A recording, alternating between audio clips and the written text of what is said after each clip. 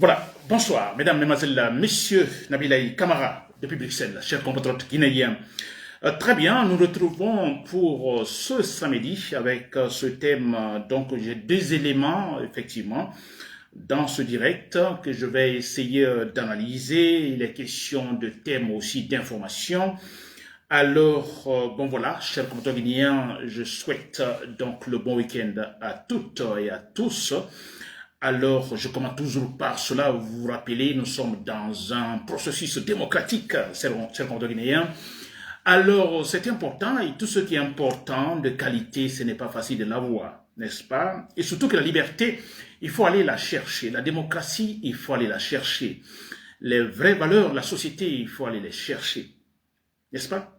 Je pense que même si on va dans ce domaine mystique, religieux, alors je vais parler de la religion, je vais parler de Dieu, si Dieu existe, hein, j'aime souvent le dire, si Dieu existe réellement. Bon, écoutez, c'est vrai, il nous a tout donné, il nous a doté de tout, vous voyez, la capacité de réfléchir, nous avons les neurones, nous avons le cerveau.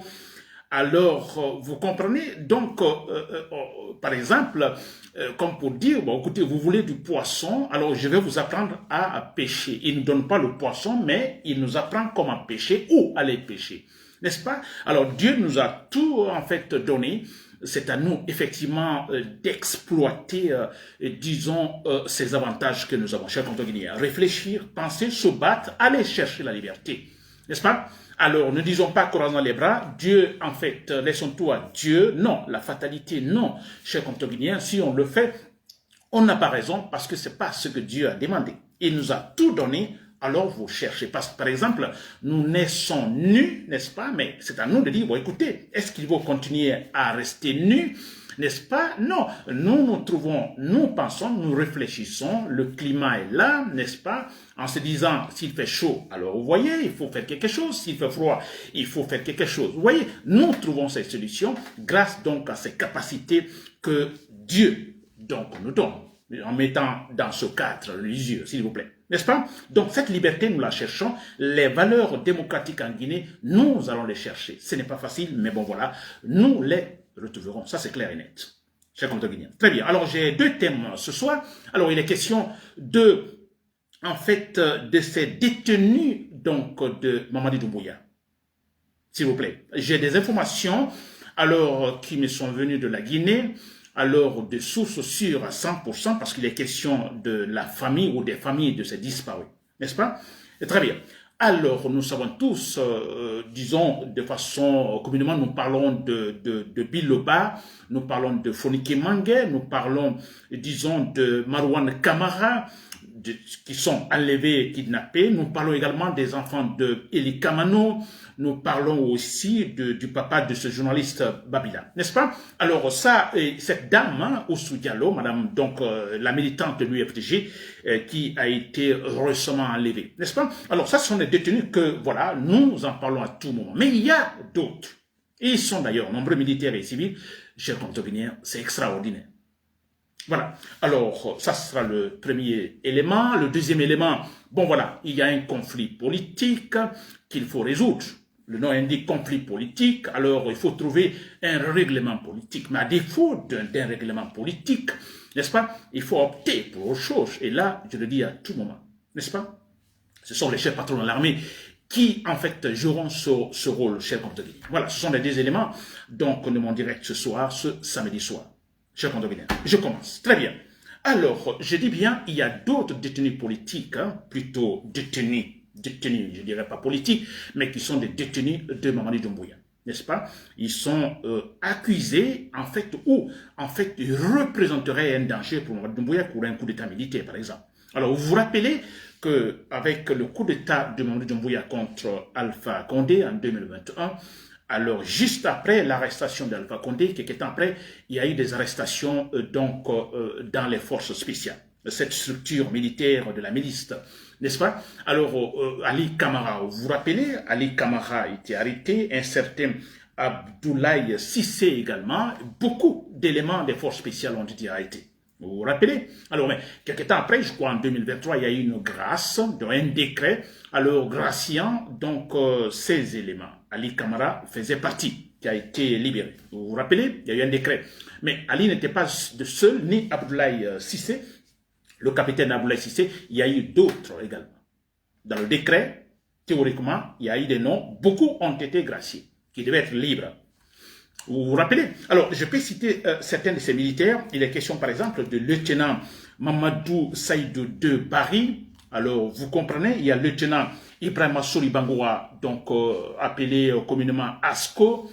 Il y a adjudant-chef Ibrahima Sori Kamara aussi. Il y a le lieutenant Sekou Bangoura. Il y a adjudant Karamba Kamara. Il y a effectivement, lui c'est un civil, donc dans la région de Boké.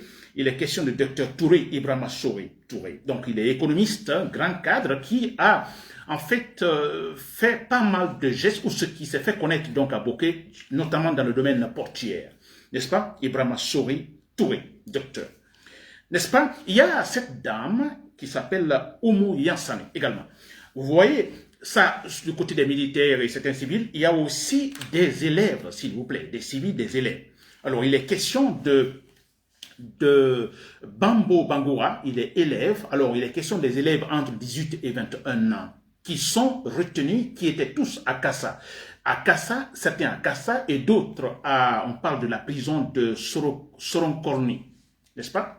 Vous pouvez m'aider à prononcer Soronkorni. Voilà. Alors, je dis bien des élèves de 18 à 21 ans.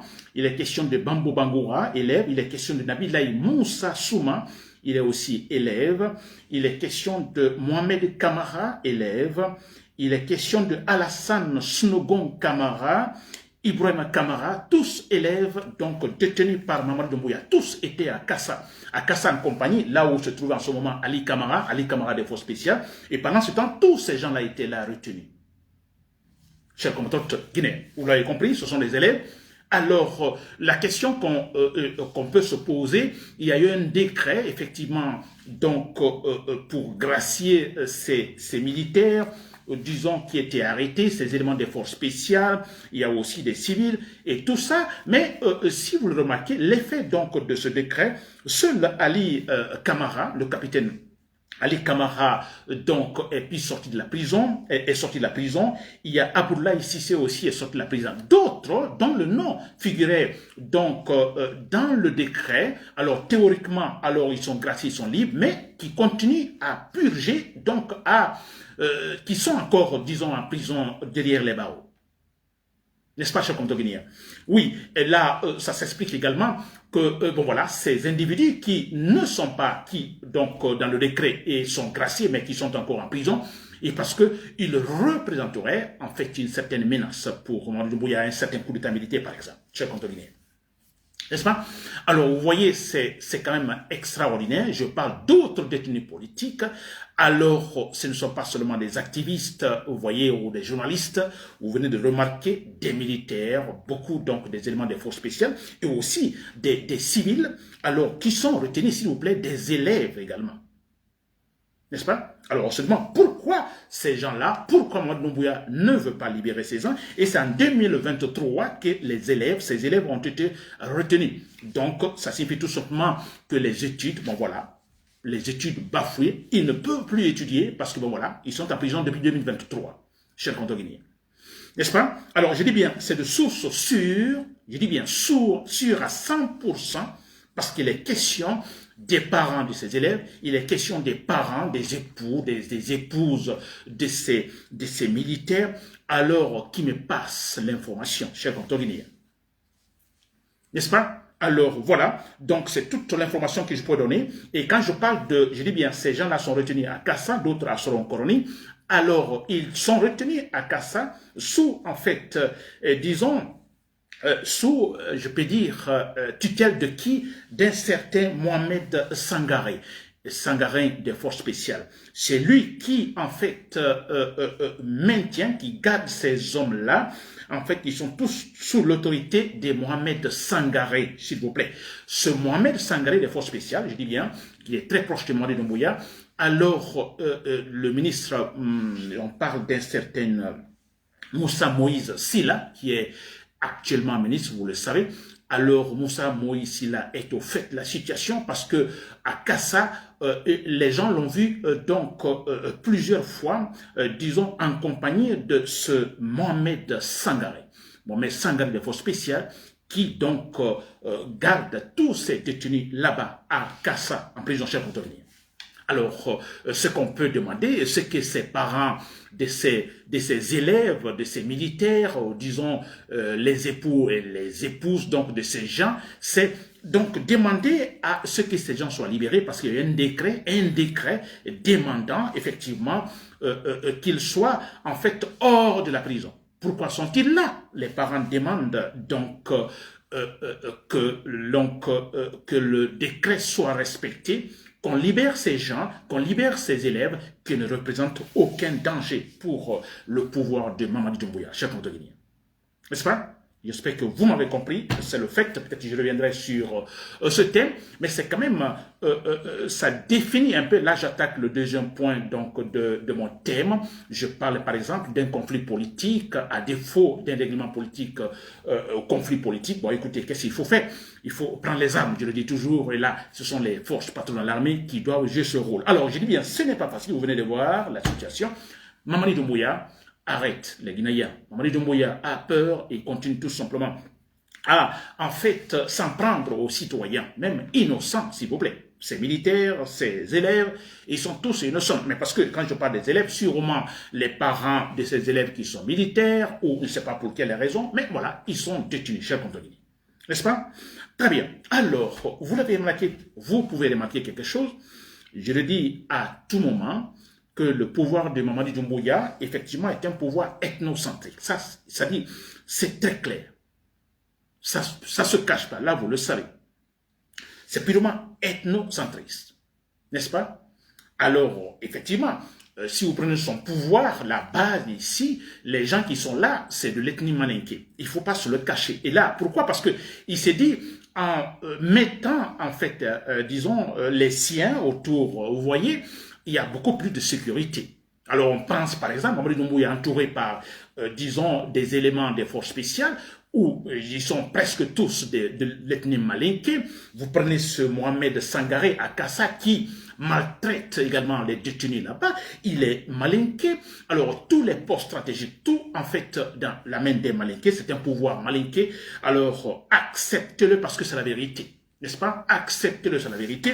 Je ne dis pas parce que je suis autre, je suis aussi de l'ethnie malinké. N'est-ce pas? Très bien sûr, mais il est question de la vérité, il est question de faire triompher ce qu'on appelle, disons, le rationnel en Guinée. Seul le rationnel pourra, en fait, diriger la Guinée paisiblement, dans la paix, cher Cotonou. N'est-ce pas? Très bien. Alors, je disais, alors il y a un conflit politique, parce que le cas de la Guinée, c'est un conflit purement politique et social. Alors, pour résoudre un conflit politique et social, effectivement, on trouve les règlements politiques aussi. N'est-ce pas? Alors, vous le savez que les règlements politiques, ça soit autour de la table. Alors, excusez-moi.